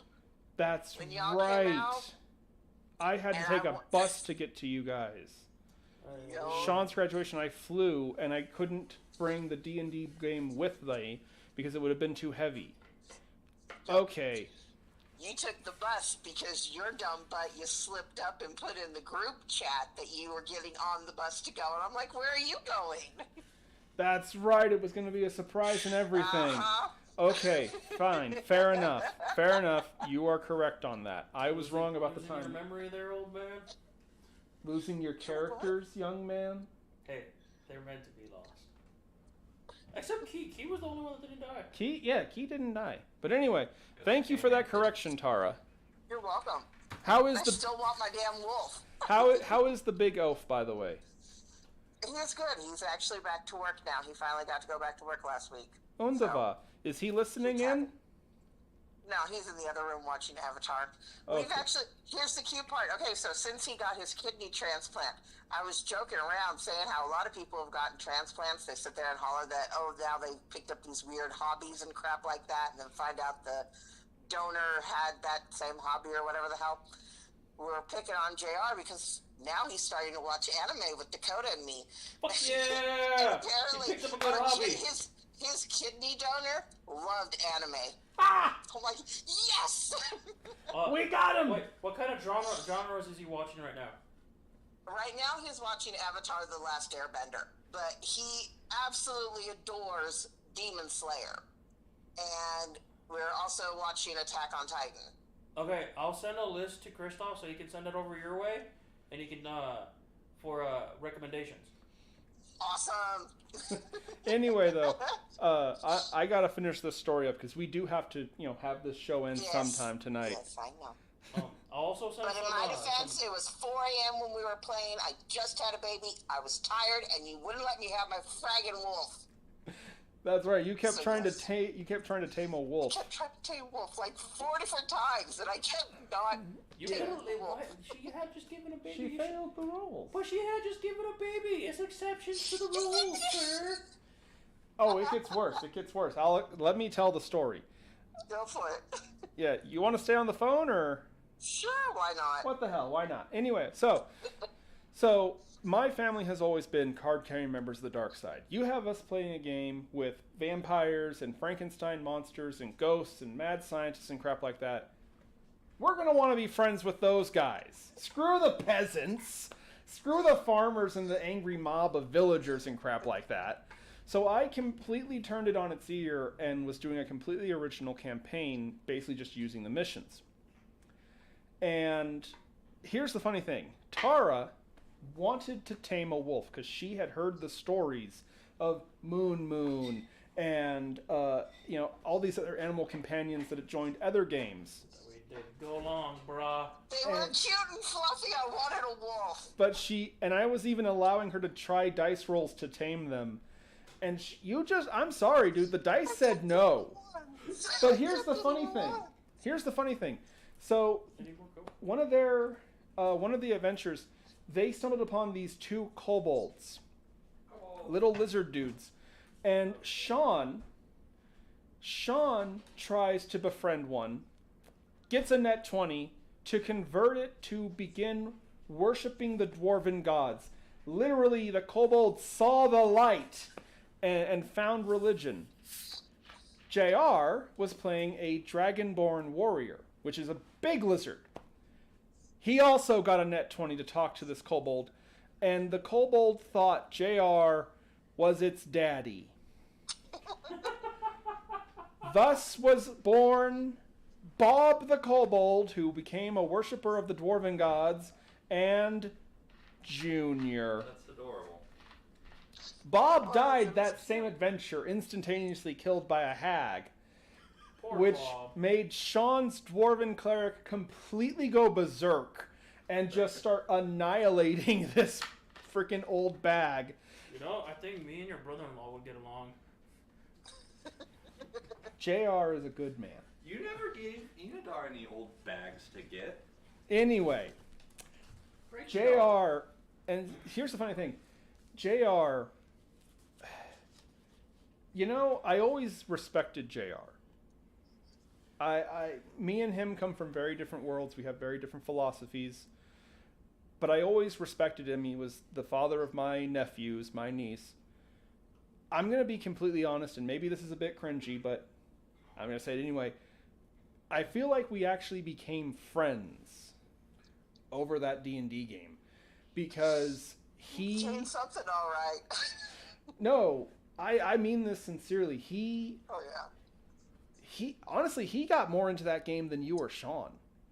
I remember that. He was did. It was adorable. He was hell-bent to protect Junior, and I remember when you finally fought Strad, who I had reworked. He was the big main vampire villain dude. He was also a nihilist who had worshipped this great old one called Siphon, who is basically the kind of god of hopelessness. And so Strad is giving this big long speech about nihilism and how everything is futile and nothing matters. And I asked the players, why are you even here? Why are you bothering? JR slams his hand down on the table and shouts in this dramatic voice, because people like you need to be brought to justice and you shouldn't be allowed to just hurt people. I was not expecting that. That sounds like something Tyrios would say. I was sincerely floored that JR... No, I'm expecting Sean to pipe off with something. I'm expecting Tara to jump in with some snide, snickering remark or something. And JR just went full drama club and was so passionate about it and did so great. I literally I was sitting there probably a good minute, like straight, stunned that he pulled that out of the hat. And they started fighting.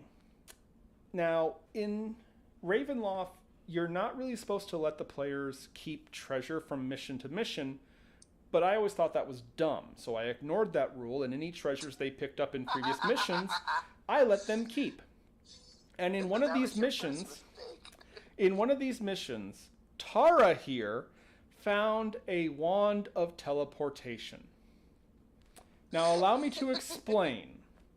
So, for this final mission, Count Strahd had called all the forces he controlled, all his minions, all his villains, to attack the city, and the idea was that the players had to spread out through the city, find allies of theirs, and also defeat Strahd and his minions before they could get to the city hall where the civilians were all hiding. And so they're confronting Strahd, and I had forgotten that Tara had the Wand of Teleportation, which allows you to pick an enemy or a player and just put them on any tile in the map. Because normally when you play Castle Ravenloft, you're exploring the map, and tiles get laid down as you explore. Not in this final showdown mission. I had everything sprawled out like a town. So she literally picked up Strahd and just put him on the far side of the map and shouted, correct me if I'm wrong here, Tara, quote, "Oh, shut up, bibbity bobbity boo," and used the Wand of Teleportation. That was exactly what I said. You were monologuing. I was. You were monologuing. And I had this wand, and I'm like, well, can I use that? And you're like, okay. Yeah, you have it. Shut up. Oh, shut up. Bibbity, bobbity, boo. Hand gesture and all, by the way. And so he just gets teleported across the freaking map and just shouts out into the night, "Did anyone ever tell you you're a bitch?" But your reaction to it was priceless. I forgot I swear, your jaw hit the floor and you were just absolutely flabbergasted that I told you to shut up and zapped you across the board. I forgot how that wand worked. I forgot you had that freaking wand. Oh, it was great. Yeah. And like I said, I was just floored. You guys did great with that game. I was so glad to share that experience with you guys. But it is 9 o'clock. We have been going way over time. JR says hi. Hey, big guy. He says hi. But, Hello. Bishop says hi. Anyway, yeah, we're going to wrap this up. I'll see you later, okay? All right, bye. Bye. That was Tara, everybody. Bibbity bobbity boo. Anyway, though. So. A good season of Dragon Ball Z. Anyway. But yeah, no, we're going to wrap this up tonight. And there are other stories I could tell with Dungeons and Dragons. And that's why I still argue that regardless of the politics and stupid stuff like that, there's a magic that this game and its various spin-offs and offshoots and clones or whatever you want to call them will always have. And honestly, this has been some of the most fun episodes we've done for this show. I'm being sincere. Which is funny because, like, every episode something has gone horribly wrong. Last week, the software wouldn't work for a half hour. This week, the green screen doesn't work. Yeah. Oh, I was going to say something about that, but I thought you just did it on purpose. But it's been a great journey and a great adventure. And I'm going to be completely honest with you all. I'm really fucking greedy. So I have an idea next week. If you're available. Possibly. So, I mentioned Castle Ravenloft. There is a special mission you can do in that game. A gauntlet, if you will. And next week, us here in this room, and even you in the chat will be able to play along with us, actually. You'll be able to help us play a game of Dungeons & Dragons, Castle Ravenloft. The Adventure Impossible. Be there, folks. Because believe me, these idiots are going to need your help. Until then, I am Kristoff N. Chester, the Prince of Darkness, of course. These are my wonderful, faithful undead companions, Famine and Gluttony. This is the ever late, but never a wizard, Jesus. Got the bishop over in the corner. Aye. We'll see you next week, boys and girls. Get your dice ready. And keep checking the shadows.